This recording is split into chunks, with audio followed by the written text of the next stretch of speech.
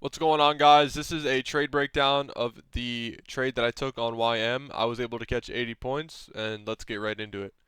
So this is a 4-hour fair value gap that I was looking at for YM to have some kind of reaction into, since it's completely untapped, and we just ended up taking out all this liquidity up here. And we had high impact news at 10 o'clock, so I was anticipating for us to get a move then, since the 8:30 news drop is what sent us up into this area.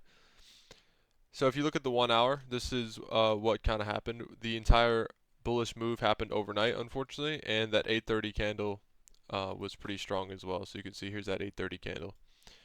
But so I was anticipating price to have a pullback here, and what was I targeting? So as always, I like to mark out my midnight opening price,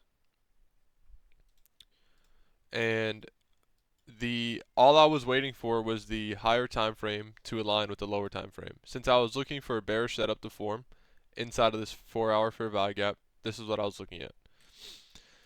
So my entry was on the 1 minute, and we had high impact news at 10 o'clock. So you can see here's 9:59, and all I was waiting for was to see if price was going to give me what I was looking for.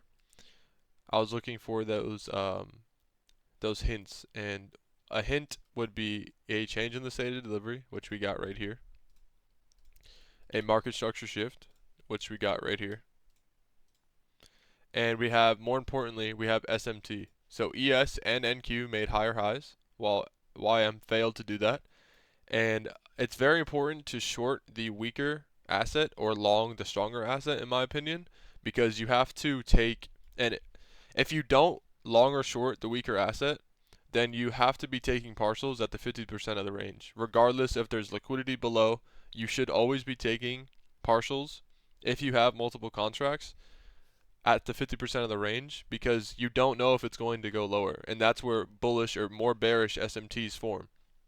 So that's why I like to always short or long the stronger or weaker asset. In this case, YM was the weakest. And this is why I wanted to. So we had SMT right at 10 o'clock, and we had this breaker form. And that is exactly where I went short, and that is what I was talking about. What I was waiting for the lower time frame to start giving me signs that my higher time frame narrative is correct. So you can see we're rejecting inside of this blue 4-hour fair value gap. Let me send this to the back. Whatever. We had a breaker form, and I didn't even wait for this fair value gap. I saw this breaker get respected immediately, and I didn't even wait for the retap. All I did was go short as soon as we tapped back into this low of the breaker, and my stop loss looked like this. So I got filled at 64. My stop loss was 48 points. I didn't want price coming above this breaker, and you can see my stop loss was literally right above the breaker. And what was I targeting?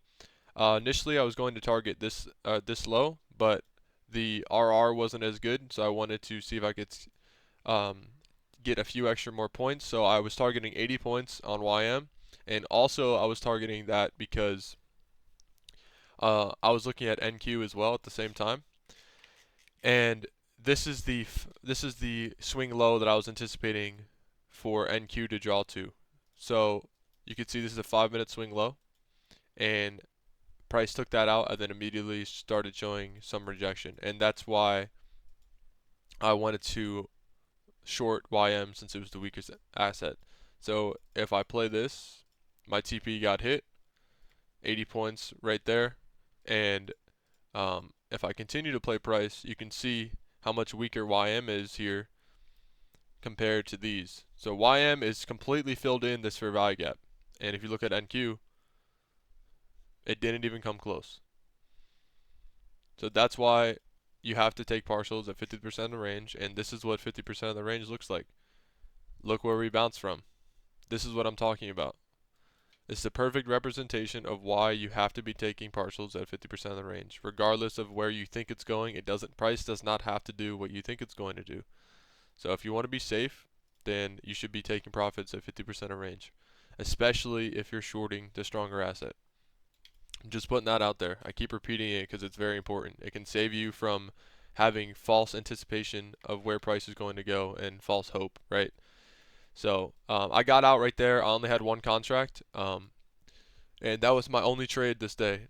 I was it. I went to go enjoy my Friday, and I was done in like 10 minutes, which was really nice. But I just want to go over the importance of having the lower time frame align with the higher time frame, not the other way around, right? You can't have just a lower time frame bias and the higher time frame is telling you something different.